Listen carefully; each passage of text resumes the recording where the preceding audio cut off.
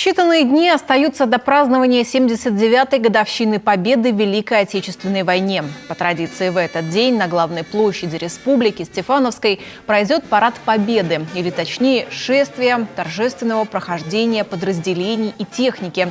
Подготовка идет полным ходом. Позади уже несколько репетиций, и сегодня прошла еще одна. В этом году подготовка парадных расчетов заняла около месяца.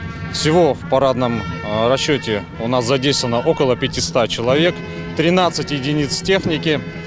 В состав парадных расчетов входят юноармейцы, кадеты, других общеобразовательных организаций, в том числе Росгвардии, МЧС и других силовых ведомств. Возглавляет шествие торжественная легендарная «Катюша».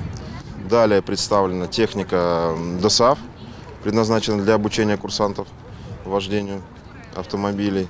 Также представляет технику МЧС, различные КАМАЗы и специальные машины, предназначенные для ликвидации последствий и пожаров. Несмотря на холодную погоду, жители Сыктывкара собрались на площади, чтобы посмотреть репетицию торжественного шествия.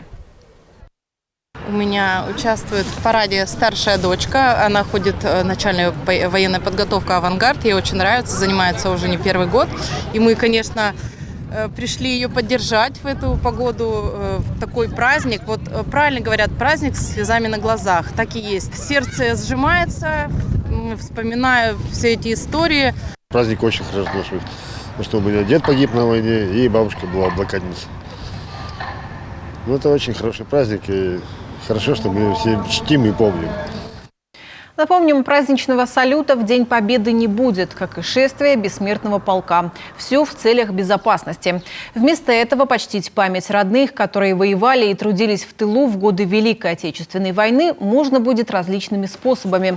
Портреты героев можно разместить на личном транспорте или одежде и в таком виде выйти 9 мая на празднование Дня Победы. Еще один формат – галерея памяти. На центральных улицах и площадях городов и районов будут размещены портреты героев Советского Союза и участников специальной военной операции уроженцев региона.